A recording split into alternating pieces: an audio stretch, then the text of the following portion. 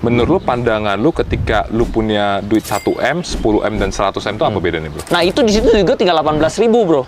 Itu yang orang-orang nggak tahu, itu stresnya setengah mati bro. Welcome back to Top 1%. Hari ini gue ketemu sama Andri Hakim.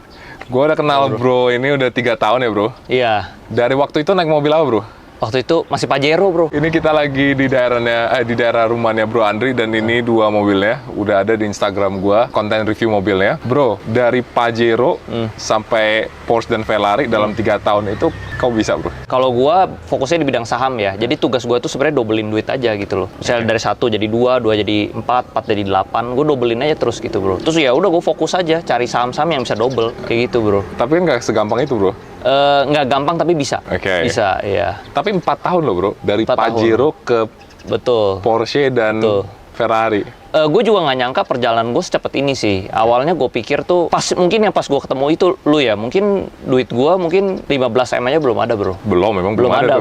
Terus ya naik lah cepet. Nah tadinya emang goal gue tuh $1 juta lah, 15 M awal-awal. Oke. Itu pas 2020 ya, goal 15-an M. Bro, waktu itu pas kita makan siang lu bilang 100 M gue cukup lah, gue retire. Tapi sekarang gue lihat setelah 100 M malah makin sibuk lo, bro. Belakangan ini kan gue ketemu banyak orang-orang sukses gitu ya bro ya. Iya. Kayak Bro Andrew gitu ya. Asetnya aja 5 triliun gitu ya. Terus dia lagi mau bangun gedung nih ya, pas ngobrol di acara Overpost kemarin itu ya, podcast ya. Duitnya banyak, lagi bangun gedung. Gue jadi merasa, banyak yang lebih kaya dari gue lah. Gue masih harus kerja lagi lah.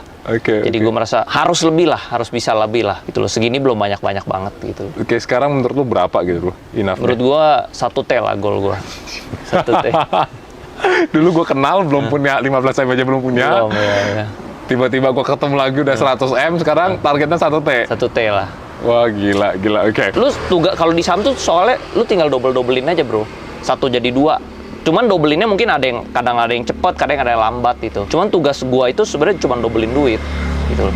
Saat duit lu kecil, dobelinnya lambat gitu. 1 jadi 2 kan lambat, 2 jadi 4 lambat. Kayak contohnya misalnya 10 juta. 10 juta jadi 20 juta kan lambat, bro. Tapi kalau misalnya ada 100 jadi 200 kan gede banget. Bro, tapi kalau untuk angka sebesar lu sekarang, emiten di Indonesia itu udah nggak banyak dong yang bisa lu masuk. Betul, gue masuknya lebih susah sekarang. Iya. Kalau pas duit gue misalnya 1 M-an itu cepet double-nya, bro. Oke. 1 M jadi 2 M, 2 M jadi 4 M itu cepet banget. Oke. Sekarang kalau udah ratusan, susah liquidity-nya. Iya kan, Karena gue harus cari perusahaan-perusahaan kecil yang diakuisisi ini, nggak bisa lu masuknya terlalu gede. Biasanya lu bagi berapa emiten, bro? Gue biasa fokus, gue nggak banyak-banyak. Cara gue grow itu karena gue terkonsentrasi rule-nya. Dulu itu gue masuk saham tuh nggak lebih dari 5.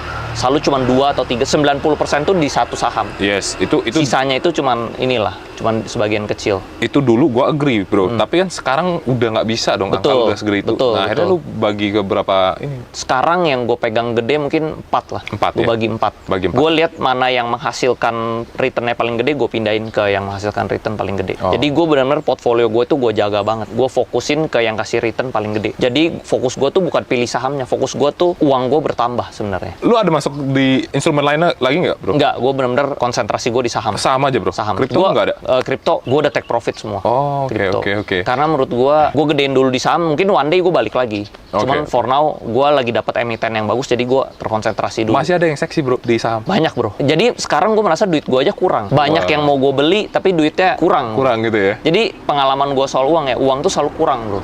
Saat lu punya uang 1 juta, lu merasa seandainya gue punya 10. Pas lu 10, seandainya gue punya 100. 100, seandainya gue punya 1. 1, seandainya lu punya 10 M. Sekarang lu udah punya 100 aja, lu masih kurang, bro. Masih banyak barang yang gue mau beli, duit gue kurang gitu. Agree sih, bro. Gue juga. Itu nggak pernah cukup uang. Iya, duit itu ketika lu belum ada, lu ngerasa kalau punya angka segitu tuh enak.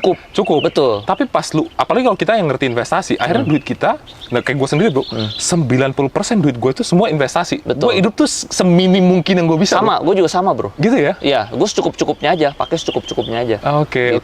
Makanya gue ngerasa kayak tiap kali tuh gue harus kerja terus karena duit gue di bank nggak ada, bro. Iya. Sama, gue juga, gue investasikan juga. Gitu ya, bro? Terus. Karena kita taruh di sana semua, bro. Benar. Dan nggak bisa kita tarik kan? Kita, ya udah kita taruh di sana terus gitu. Betul.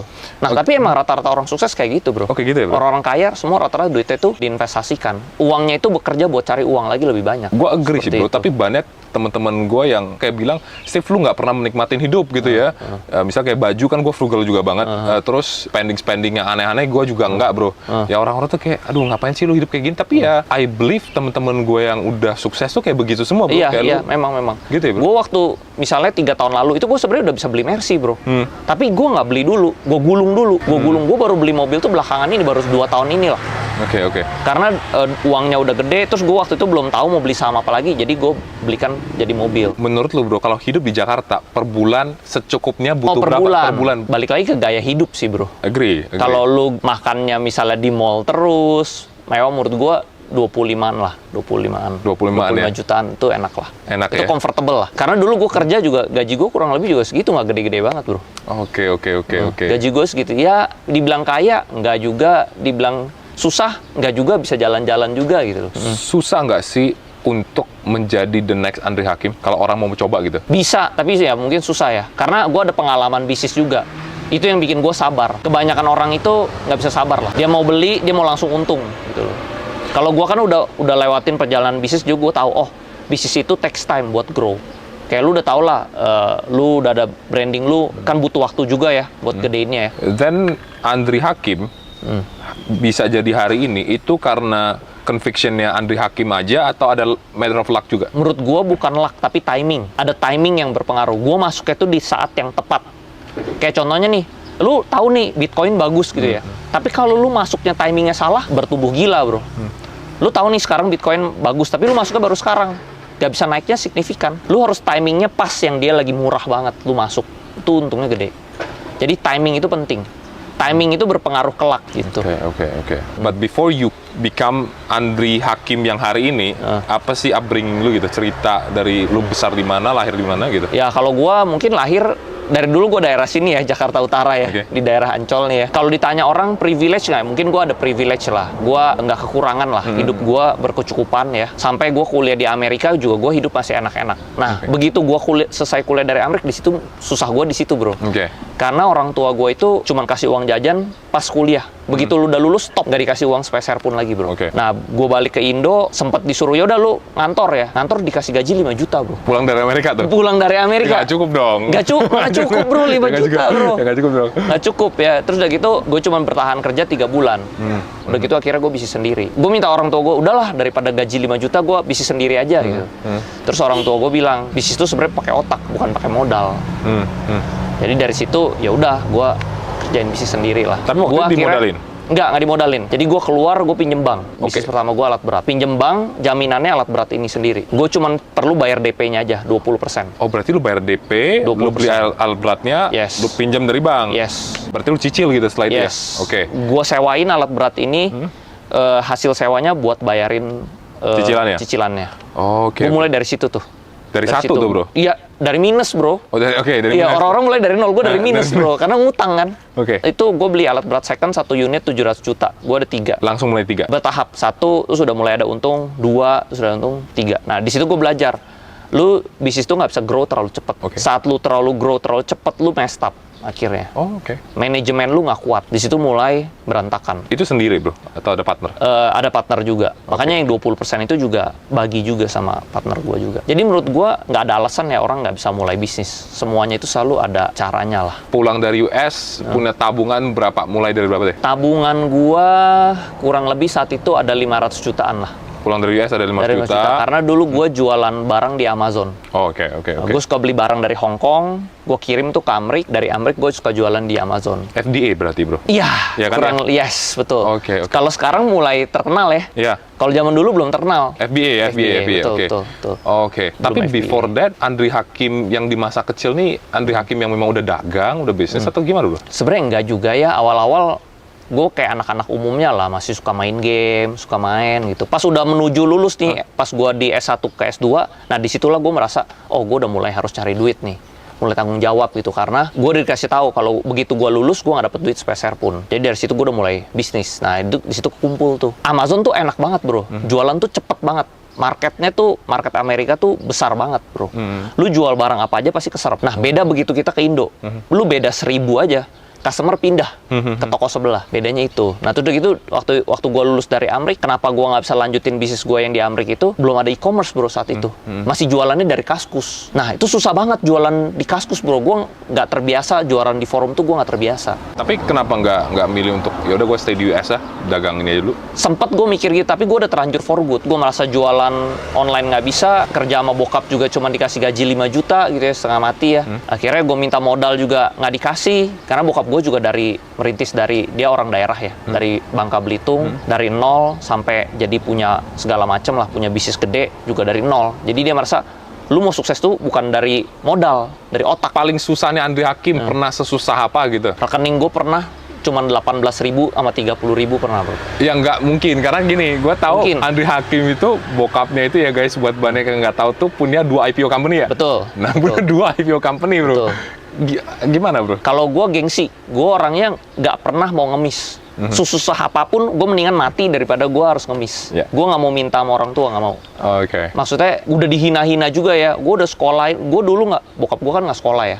Bokap gue nggak sekolah bisa punya perusahaan gede. Masa gue sekolah udah disekolahin sampai S2, gue nggak bisa sih cari duit gitu loh. Yeah, yeah. Jadi gengsi lah. Gue jadi nggak minta. Nah karena gue bisnisnya pinjem bank gitu ya. Nah ini lu ngejar-ngejaran sama utang bro. Ya. Pas misalnya bisnis lu kadang cuaca lagi nggak bagus, alat beratnya nggak sewa, terus udah gitu ada perbaikan mesin gitu ya. Nah itu alat lu nggak, tapi cicilan jalan terus. Gue harus bayar cicilan. Nah itu satu unit tuh dulu cicilannya 16-17 juta satu unit. Nah gue ada 3 unit. Nah akhirnya nggak keputer bro. Nah, akhirnya gue pakai duit tabungan gue. Nah itu di situ juga tinggal 18.000 bro. Itu yang orang-orang nggak tahu. Itu stresnya setengah mati bro. Itu bro. Stres. Itu umur berapa? Baru umur 22 kali ya. Waduh. 22 bro, susah setengah mati. Nah akhirnya gue ada saudara gue, akhirnya kita makan bareng lah di warung waktu itu. Susah gitu. Tapi untungnya ya akhirnya ada jalan lah. Akhirnya akhir bulannya ada yang bayar, bisa hidup lah. Tetap bisa jalan lagi. Oke. Terus kalau memang waktu itu, akhirnya gue itu bertahan nggak lama sih, 3 tahunan lah. Akhirnya gue jual alat beratnya. Dari hasil jual itu kan juga akhirnya keputar lagi. Lu tetap bisa find a way lah. Namanya udah kepepet, lu pasti find a way bro. Begitu ya? Ya, karena antara hidup dan mati kan. Dari 1 sampai berapa totalnya berarti? 3 alat berat. 3 alat berat? 3. Dijual terakhir? Terakhir, begitu ada peraturan bahwa tambang itu harus bangun pabrik, semua perusahaan tambang kan rata-rata mati nih. Alat berat gua kesewa. Di situ gua jual alat berat gua. Oke. Gua jual, gua ganti bisnis lain. Waktu itu bisnis apa bro? Bisnis gua berikutnya ini, impor lada. Lada putih dari Sulawesi, gua jual di pasar di Jakarta. Itu bisnis kedua gua. Gua jalanin bisnis banyak bro, banyak banget. Lu canvassing dong berarti waktu itu? Ada, gue mungkin dari sampai perjalanan gue dari umur 21 itu sampai sekarang mungkin 20-an bidang bisnis ada gue jalanin. Demi apa lu? Restoran pernah, kafe pernah, semualah apa aja gue kerjain bro. Apa aja bro? Apa aja. Apa aja bro? Bener-bener apa aja. Apa aja bro. Apa aja? Apa aja. Oke. Menurut lu pandangan lu ketika lu punya duit 1M, 10M, dan 100M itu apa bedanya bro? Lu jadi lebih tenang pikirannya bro. Karena lu nggak kejar-kejaran sama bulanan gitu loh. Kalau awal-awal gue merintis, misalnya gue kan bilang ke orang-orang, gue mulai dari saham itu 1M. Tapi orang-orang jangan lihat mulai dari 1M. Lu harus lihat dari gue 21 itu mulai dari minus sebenarnya. Mulai dari minus sampai ke sekarang gitu loh. 1M itu juga dari hasil bisnis. Bukan 1M itu dimodalin, bukan. 1M itu dari hasil bisnis. Oh, gitu loh. Nah bedanya, ya kalau dulu dari minus itu kejar-kejaran bro. Stres banget. Terus bener-bener stres banget gue bro. Gitu ya. Akhirnya punya pacar juga, akhirnya putus gitu ya. Karena lu stres gitu, hidup lu stres, nggak bisa, kehidupan sosial lu nggak bagus jadinya. Gitu, dari situ ya lu gulung kan ya. Tentunya namanya lu bekerja keras pasti ada jalan lah. Perlahan-lahan lu naik, walaupun nggak gede, naik gitu lah bro. Sampai terakhir yang menghasilkan gua untung lumayan besar dari ekspor, dari impor ekspor. Komoditi yang tadi? Komoditi juga. Bahan pertambangan. Oke. Itu baru gue dapet lah duit miliaran pertama gue lah. Gitu. Itu umur berapa bro? Itu sekitar umur 28-an lah. Oke. Andri Hakim aja perlu proses gitu ya? Proses bro, makanya gue kalau invest saham gue sabar. Kenapa? Karena semuanya ini gue lewatin tuh butuh proses. Sama juga di saham, lu nggak bisa beli hari ini, besok langsung naik, nggak bisa. Butuh saham ini di belakang juga ada manajemennya. Butuh waktu buat dia naik sahamnya. Kalau gitu ya bro, di Jakarta, orang untuk mencapai ketenangan yang tadi lu bilang, financial freedom itu, menurut lu di angka berapa bro? Menurut gua 1M. Kalau lu udah ada di rekening 1M tuh lu udah setidaknya udah lebih tenang. Nggak cukup lah, bro. Sekarang nggak cukup. Sekarang nggak cukup. Sekarang nggak cukup. Tapi saat itu gue pikir seandainya ya gue punya 1M gitu. Iya. Tapi sekarang nggak cukup. Sekarang itu menurut gue naik ke 10 lah. 10 ya, bro ya? Kalau 10 lu bener-bener lumayan lah. Misalnya 10 lu investasikan ke saham bisa dapat return 20%. Ya lu bisa dapat 2M lah setiap tahun. Itu pun nggak usah kerja ya. Dari hasil return investasi 2M lu bisa hidup lah. Jadi kalau udah 10 tuh menurut gua udah kegulung. Lu nggak usah kerja aja, duit lu udah bertambah sendiri. Kalau 10, kalau 1 masih lu setidaknya lu nggak kejar-kejaran bulanan tadi. Kalau 1M lu udah nggak uber-uberan lagi sama apalah pinjaman, sama kehidupan pribadi, lu tak pada uang gitu loh. Oke. Safety zone lah, dari 1 bisa lompat ke 10 gitu loh. 1 juga nggak cukup sih, bro, sekarang. 1 nggak cukup, 1 nggak cukup. Pasti nggak cukup sekarang. 1 itu buat pribadi ya, itu nggak Iya, hitung iya. kayak mobil, rumah itu nggak hitung. Iya. Kalau hitung mobil rumah mah nggak Maksudnya kebeli, bro. Pokoknya uang Pribadi, uang dingin lah ini, uang 1 dingin. M gitu loh. Iya. Dan lu masuk ke bursa udah berapa tahun, bro? Gue sebenarnya masuk bursa itu belum lama, bro. Gue dari 2018 akhir, 2019 baru mulai fokus. Belum lama, bro. Bro, lu tuh 1 out of 270 juta masyarakat Indonesia kali, Iya, bro. nah orang-orang ada ya, gue kenal di saham tuh ada yang udah masuk saham tuh 10, 15 Iya. tahun, belum jadi apa-apa, ada Bener. juga. Karena menurut gue mereka salah cara mereka berinvestasi, bro. Mereka salah. Apa yang membedakan tekniknya Andri Hakim gitu loh sama yang lain? Mereka uangnya kecil, tapi mereka mau masuknya aman. Mereka masuknya saham-saham yang blue chip. Blue chip aman nggak aman, tapi nggak bisa kasih pertumbuhan signifikan, bro. Ya. Kalau lu mau yang menghasilkan return lebih besar, lu harus cari saham-saham yang lebih kecil. Dari kecil dia jadi gede, itu menghasilkan untung gede. Kalau lu udah invest yang gede, mau seberapa gede lagi sih? Gitu loh. Resiko Kayak juga misalnya tapi, bro. pohon ini udah gede, bro. Mau lebih gede lagi, nggak kelihatan pertumbuhannya, bro. Tapi kalau lu tanam dia dari kecil, pertumbuhan kan kelihatan signifikan. Sama juga investasi kayak gitu, bro. Kalau lu invest yang kecil-kecil, jadi gedenya tuh signifikan kelihatan. Oke. Gitu. Nah, itu yang bikin gua ngegulungnya cepet lah dalam 4 tahun ini. Selama 4 tahun nih ya, Nah, kerugian terbesar lu berapa? 1M, nggak nyampe 1 hari. Loss. Itu kerugiannya, nilai kerugiannya Nilai 1M. kerugiannya. Iya. Oke, tapi lu pernah cut loss deh. Itu cut loss, Oh, lu bro. cut loss? Itu cut loss. Itu di saham. Oh, disebut Goto. lagi nih ya. Oke. Ntar di pip aja ya. Oke. Oh, oke. Kalau itu keuntungan lu gede. paling gede di satu trade itu berapa? Take profit itu belasan miliar lah. Sekali take profit belasan miliar dalam 1 hari. Itu buat lu main saham tuh kayak main game nggak sih, bro? Nah, lu kalau mau kaya di saham, bro, lu nggak boleh lihat uang itu sebagai uang. Lu harus lihat uang ini sebagai angka. Kayak lu main game gitu, bro. Gue merasa saham ini udah kayak main game. Gue cuman gedein angka gue terus aja. Goal gue cuman lihat ini angka doang. Jadi gue udah nggak ada. Kalau awal-awal gue trade mungkin gue ada feeling gitu. Sedih ya hilang 1 miliar, lu tuh uang bisa beli mobil, bisa lu overthinking gitu loh. Kalau sekarang gue udah nggak ada feeling. Ini cuman angka. Cut. Yang penting lu move on terus. Jalan terus. Gue cuma lihat nih uang itu cuma angka doang sekarang gue liatnya. Karena udah nggak berpengaruh buat kehidupan gue pribadi lagi. Gitu. Bro, tapi lu tahu nggak angka belasan M itu kalau dalam bentuk kertas, bro, itu banyak banget, bro. Banyak. Nah makanya kalau di saham kan liquidity-nya enak ya. Itu kenapa gue tadinya dulu juga invest properti, sekarang gue di saham karena liquidity-nya sih. Kalau gue misalnya besok butuh uang, gue tinggal jual, gue besok langsung dapat uang. Kalau gue di properti, gue jual besok nggak laku-laku, bro. Bisa tahun depan baru kejual properti gue. Gitu. Jadi gue lebih suka di saham, liquidity-nya lebih enak. Itu belasan miliar gue take profit langsung gue ambil hari itu juga. Sebagai lu yang udah main di angka kecil sampai yang gede, bro. Sebenarnya likuiditas saham di Indonesia itu di angka berapa, bro? Menurut gue 10 eman lah, masih oke kok. 10 eman cepet.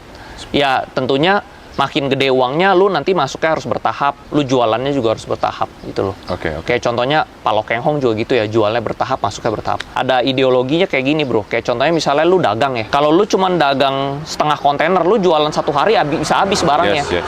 Tapi kalau lu punya 10 kontainer, lu kan nggak mungkin bisa jual 1 hari habis. Lu jualnya butuh sebulan misalnya. Sama lah di pasar uang juga kayak gitu. Kalau uang lu kecil ya lu jual beli 1 hari beres. Tapi kalau uang lu udah ratusan miliar ya lu jual belinya butuh berhari-hari lah. Jadi konsep dagangnya itu sama sebenarnya. Konsep bisnisnya. Berarti proses lah ya, bro, semua? Proses, semuanya itu proses. Pas kita syuting ini kan beberapa hari yang lalu merah semua ya? Ya, gara-gara market crash dari Jepang sebenarnya. Oke. Tapi kenapa bisa ngefek ke seluruh dunia, bro? Karena semuanya emang berkaitan. Kayak contohnya misalnya gajah mati, yang semut juga ketiban, bro. Yang kecil-kecil juga ketiban. Jadi semua itu terkoneksi sebenarnya. Pasar uang itu terkoneksi seluruh globally lah. Ya, menurut lo ini bakal efeknya itu koreksinya itu sebentar aja kemarin atau ini udah bounce balik atau akan ada lagi, bro? Pasti mungkin ke depannya pasti ada, bro. Cuman kalau gue fokusnya di perusahaannya. Market global jelek, crash. Kalau gue punya perusahaan yang gue pegang, gue merasa masih murah dan masih bagus, gue tenang-tenang aja, bro. Bahkan pas crash kemarin, gue bilang ke orang-orang tuh, be greedy when everyone is fearful. Yeah. Malah gue beli lagi, hampir 10 miliaran. Oke. Tapi kan ini ya, kemarin Warren Buffett dia sempat Jual Apple ya? dulu kan, Betul. setengah kan gitu ya. Betul. Nah itu kenapa menurut lo? Menurut gue pasti dia preparation buat the next crash. Pasti. The next crash-nya yang itu yang tadi dia bilang, yang kemarin itu? Belum tentu. Dia prediksi mungkin ada lagi. Tapi Warren Buffett tuh bisa nunggu saham itu bisa 1 tahun, 2 tahun gitu. Dia take profit sekarang karena dia prediksi nih dalam jangka waktu dekat ada crash. Udah dia hold dulu setahun gitu. Mungkin yang dia lihat juga dari perang, bro. Belakangan ini kan perang di Timur Tengah udah makin meluas ya. Gitu loh. Kemungkinan mungkin dia bisa prediksi mungkin ke depannya Iran atau mana bisa ikut serta di perang ini kan makin gede. Ya katanya kalau ikut serta bisa perang dunia ketiga nih. Ya betul. Karena semuanya backingan belakangnya kan saling terkoneksi ya. Ya. Seperti itu. Menurut lu kalau potensi terjadinya gede atau enggak? Menurut gua gede sih. Jujur ya, lumayan gede ya potensinya ya. Lumayan gede ya, bro ya? Lumayan gede. Terus preparation lo apa? Lu mau liquidity dulu atau gimana? Karena saham yang gue pegang itu saham murah, kayak contoh saham-saham yang gue yang udah overvalue udah gue jual. Dia turun pun gue beli lagi, bro. Gue masih ada liquid lah, masih ada beberapa cash. Gue masih bisa averaging. Then what do you think of Bitcoin, bro? Sebagai seorang yang lu lihat value banget ya, bro. What do you think of Bitcoin? Menurut gue kalau Bitcoin itu bisa jadi alternatif investment lah, oke lah. Gue sih sebenarnya nggak anti Bitcoin ya. Gue anti altcoin. Tapi gue nggak anti Bitcoin. Oke.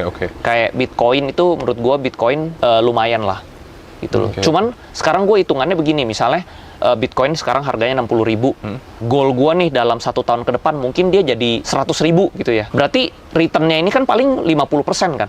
Kenaikan gue kalau masuk Bitcoin 50% kan. Nah, gue cari di saham, kira-kira gue ada nggak saham yang bisa naik 50% lebih dalam 1 tahun ini. Kita ngomong investment 1 tahun ya. Ternyata gue ada nih di saham yang bisa naik mungkin 100-200% dalam 1 tahun. Yeah. Nah, kenapa gue harus masuk Bitcoin? Gue masukin aja dulu ke sini. Ada menurut tahun ini? Ada. Bahkan gue udah masuk. Udah masuk gitu loh. Udah di-spill ke community ini? Oh, belum dong. Rahasia dong. Gitu ya. Rahasia dong ya? Nggak di-spill di sini juga ya? Bahkan gue masuk kemarin, ada saham yang gue masuk baru 2 bulan udah naik 50%. Ada saham yang gue baru masuk bulan lalu udah naik hampir 400% per hari ini. Hah? Cepet kan? Bulan lalu, Pak? Bulan lalu. Berarti kalau 1M tuh jadi 4M sudah, Pak? Betul. Sama apa? Itu kalau 1. Kalau gue masuk lebih ya. Lah, itu kalau 1. 1. Makanya kalau lu bisa nyari yang begitu-gituan, kenapa harus masuk Bitcoin dulu? Lu mungkin nanti masuk Bitcoin. Kalau lu udah nggak lihat alternatif lain yang bisa naik lebih gede, lu masuk Bitcoin. Tapi gue masih jago bisa nyari yang kecil-kecil jadi gede. Kenapa gue harus masuk sana dulu? Gue masuk yang ini dulu lah. Sekarang kan yang kita fokusin kan bukan investmentnya di mana. Yang kita fokusin uang kita bertumbuh. Oke, agree. Jadi fokus gue tuh di uangnya, bukan di mana gue harus masuk. Yang lu ajarin adalah beli yang kecil dan tunggu diakuisisi, dan dia jadi gajah kan gitu ya, selalu bilang begitu. Cuman kan yang nggak bakal tahu waktu itu pas lu bilang Pani aja, gua cek waktu itu Pani tuh masih nggak tahu perusahaan apa, bro, belum. Perusahaan kaleng ya? Iya, masih kayak gitu kan. Dan gua sempat masuk juga. Waktu itu lu bilang beli, ya udah gua beli kan. Udah untung berapa nih? Dikit, gua cuman tapi 30% juga tuh, bro. Itu 30%, terus abis itu gue jual, karena ya belum ganti nama, nggak lama ganti nama. Karena kalau lu hold, itu lu untung minimal 400% tuh. Karena tahun lalu Pani 400%. Iya, mau. Kan? Gue tuh nemunya di angka 1000, masih udah 1000-an. Nah, sekarang udah 5.000. Benar. Berarti lu 500%. Sayangnya berarti kurang sabar doang. Iya, bro. Karena waktu itu lu cerita, gue lihat, ini perusahaan apa? Karena kita lihat value juga, bro. Kita nggak tahu. Makanya kalau bisa tahu, Pak, mau diakuisisi itu loh. Lu harus cari hint-nya. Hint-nya itu misalnya pas RUPS. Agak aneh nih. Kok perusahaan kaleng, tapi RUPS-nya di kantor Agung Sedayu. Tapi dari itu saja kan tidak membuktikan bahwa dia akan diakuisisi dong, Pak. Lu mesti ada insider. Enggak insider. Pasti dong. Enggak insider. Bener. Gue juga nggak kenal. Coba aja boleh tanya Pak Aguan, kenal nggak Andre Hakim? Dia nggak kenal itu. Bener-bener nggak kenal lah. Itu nggak insider. Bener-bener gue cek pas RUPS itu di kantornya Agung Sedayu. Di lantai berapa? Kalau nggak salah lantai 15-an atas gitu ya. Terlepas di situ Agung Sedayu Group. Gak masuk akal, bro. Perusahaan kaleng Agung Sedayu Group. Terus manajemennya itu orangnya Agung Sedayu semua. Dari situ lu udah tahu. Makanya lu harus perhatiin hal-hal kecil itu. Nggak masuk akal perusahaan kaleng, direksinya Aguan, direksinya Antoni Salim itu nggak masuk akal gitu loh. Karena direksinya udah diganti. Walaupun dia belum ganti nama, tapi udah diganti. Nah, ganti nama itu kan juga butuh waktu, bro. Makanya semuanya proses sih. Anggap itu satu emiten tadi. Kan masih banyak emiten yang lu multi-bagger juga. Betul. Nah, ini pasti dong kalau kata semua masyarakat Indonesia lu pasti ada info insidernya, bro. Enggak, nah itu boleh tanya juga sama Patrick Waluyo, sama Jering itu enggak. Karena waktu itu gue yakin aja perusahaan bank digital, misalnya gue masuk di Arto gitu ya, market cap-nya itu waktu itu masih di bawah 1T. Nggak masuk akal, bro. Dia penambahan modal inti itu dari BI itu syaratnya 6T. Perusahaannya itu di bawah 1T. Minimal dia naik 6 kali lipat lah pikiran gue. Jadi gue all in di sana. Gak ada insider gitu, bro.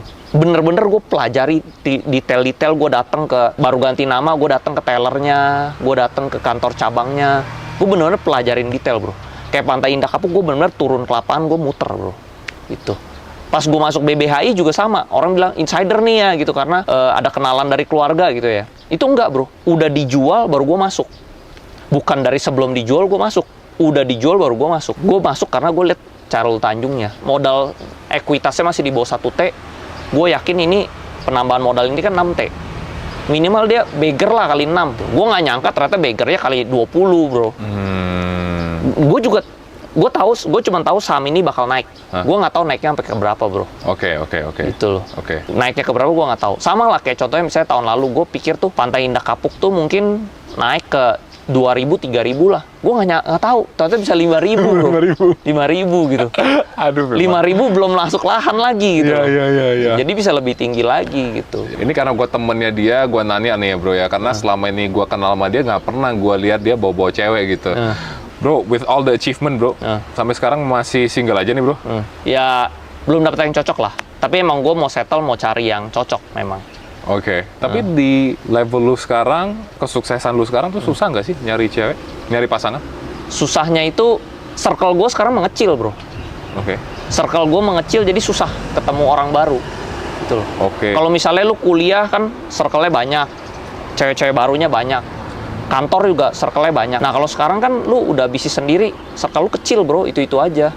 Susah jadi ketemu orang baru. Anggap lalu ada ketemu orang baru, emang udah pacar orang lain gitu, bro. Anggap pun kalau dia single, Pak. Single, gue suka sama dia, dianya nggak suka sama gue, bro. Tapi kriteria pasangan buat seorang Andri Hakim itu gimana sih? Menurut gue, pasangan yang paling bener itu yang suportif ya. Suportif, terus sabar sih tentunya ya. Tapi tentunya namanya cowok, cakep juga penting ya. Iya, Kalau nggak cakep, biarpun sabar atau juga lu kan bosen ya namanya cowok kan. Gitu ya. Berarti harus apa poinnya, bro? Sabar, cantik menurut lu lah ya, harus pastilah, cantik. lah. And then harus satu lagi apa? Suportif lah. Suportif ya.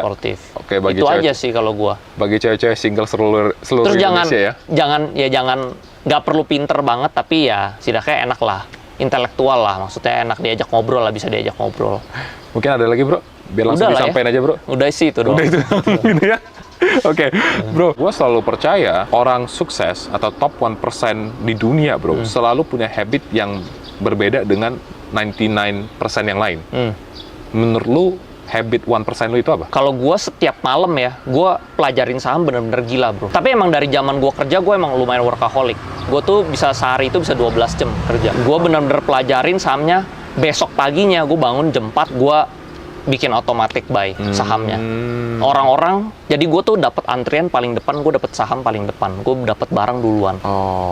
Jadi gue bikin automatic order lah, seperti itu. Tapi bener-bener perusahaan yang gue pelajarin ini bener-bener, pokoknya lu mau sukses di bidang apapun, lu harus jago di bidang itu gitu loh. Lu mau jadi tukang masak, lu harus jadi tukang masak yang paling bagus, paling hebat gitu. Dan tapi emang gue orangnya dari dulu emang kompetitif gitu, bro. Jadi gue merasa gue kalau emang udah mau tekunin di bidang saham, gue harus jadi nomor 1 gitu loh. Then with all the achievement that you have ya, bro ya, kan harusnya lu bisa di belakang layar aja. Ngapain lu personal branding lagi kalau gitu, bro? Nah, menurut gue sekarang ya lu lihat deh kayak Pak Hermanto Tanoko, udah orang terkaya di Indonesia ya, masih personal branding, masih bikin podcast, bro. Bro Andrew lah ya, teman kita lah ya. Duitnya udah 5 triliun, udah lagi mau bangun gedung, bro. Masih personal branding, masih ngerjain podcast segala macem. Menurut gue tetap perlu lah, bro. Tetap perlu menurut gua. Lu bisa aja jadi orang paling pinter, paling jago di dunia, tapi kalau lu cuma di belakang layar, lu di dalam goa, orang nggak tahu di siapa diri lu, bro. Menurut gua lu harus berani keluar tampil di depan, lu harus keluar dari goa. Kalau gua lebih seperti itu. Oke. Gitu. Berarti menurut lu orang apa aja yang cocok untuk personal branding? Menurut gua semua bidang. Lu kalau misalnya di bidang masak, lu harus selain lu jago masak, orang juga harus tahu bahwa lu jago masak gitu loh. Sama kayak misalnya gue jago saham, tapi kalau gue di belakang layar ya mungkin bisa bertumbuh, bisa, cuman tidak signifikan. Dengan ditambah personal branding ya lu bisa naiknya lebih kenceng lagi lah, bro, seperti itu. Oke. Kan bisa membuka opportunity baru lah. Kayak contohnya tadinya gue jago saham, tapi nggak ada yang tahu gue. Ya nggak pernah diajak kerja sama sekuritas. Akhirnya lu nggak bisa cari informasi sama sekuritas. Sekarang dengan lu personal brandingnya lu besar gitu, banyak orang ajak kerjasama, lu jadi kenal sama banyak sekuritas. Dengan pergaulan lu luas, networking lu luas, lu dapat informasi juga lebih gampang. Gitu, bro. Jadi open new opportunity lah dengan personal branding ini. Dari personal branding ini lu bisa lempar ke perusahaan lu kan. Lu nggak bisa nih, lu misalnya punya bisnis bagus ya. Misalnya gue mau bikin restoran nih, gue buka restoran di sini gitu misalnya ya. Datang lu ke restoran gue, orang nggak bakal mau datang. Siapa lu gitu. Tapi kalau misalnya gue nih sekarang nih, gue udah ada personal branding gue buka restoran, datang yuk, gitu loh. Orang pasti datang, bro. Semua follower gue pasti datang. Lebih gampang lu menjual. Seperti itu. Jadi menurut gue personal branding itu perlu. Oke, bro, ini pertanyaan dari netizen ya. Yang pertama dari Andre. Sama nih namanya. Bukan, dia Andre ini. Oke. Kalau lu punya gaji UMR, gimana cara manage-nya biar makin kaya? Kalau menurut gue, lu harus kerja dulu. Lu semua harus ada stepnya. Lu kerja dulu, udah gitu bikin bisnis sendiri, baru lu jadi investor. Semua ada stepnya. Kerja dulu, merangkak ke atas. Yang kedua, dari Putri, instrumen investasi apa yang cocok buat orang yang penghasilannya UMR? Menurut gue naikin income, udah gitu kalau lu udah hit 100 jutaan, hajar saham. Oke. Yang ketiga, dari Wisnu. Kalau semua kekayaan lu diambil dan lu mulai dari nol lagi, apa yang bakal lu lakuin sekarang with your knowledge? Kalau gue bakal dari nol lagi, gue naik lagi, menurut gue udah gampang. Karena gue udah tahu ilmunya, bro. Ya pasti naikin income, udah gitu hajar saham. Itu udah cepet banget gulungannya. Gue cuma perlu naikin income, dapetin 1M pertama gue. 1M pertama gue tinggal dobelin terus di saham. 1 jadi 2, 2 jadi 4, 4 jadi 8, 8 jadi 16, udah begitu terus, bro. Balik lagi gue ke posisi sekarang. Dia kalau ngomongin investasi kayak main game aja udah ya. Iya. 1 jadi 2, 2 jadi 4. Permainan angka gitu. doang, bro. Itu cuma kekayaan itu cuma soal angka, bro. Makin lu cepet dobelinnya ya, lu makin waktu yang dibutuhkan makin dikit. Makin lu dobelinnya lama ya, tetap kaya juga, cuman waktunya lebih lambat aja. Jadi cuma permainan dobelin kalau gue di investasi. Oke, bro. Thank you guys buat yang udah nonton. Tujuan gue buat konten ini supaya lebih banyak lah ya, menginspirasi anak muda Indonesia supaya menuju financial freedom gitu kan. Karena menurut gue kalau semuanya semakin baik, negara akan semakin maju. Betul. Kita tinggalnya juga akan lebih nyaman, lebih aman. Jadi win-win buat semuanya. Betul. Karena investor saham di Indonesia baru 4%, bro. Jadi literasi keuangan di Indonesia itu masih buruk banget. Ya.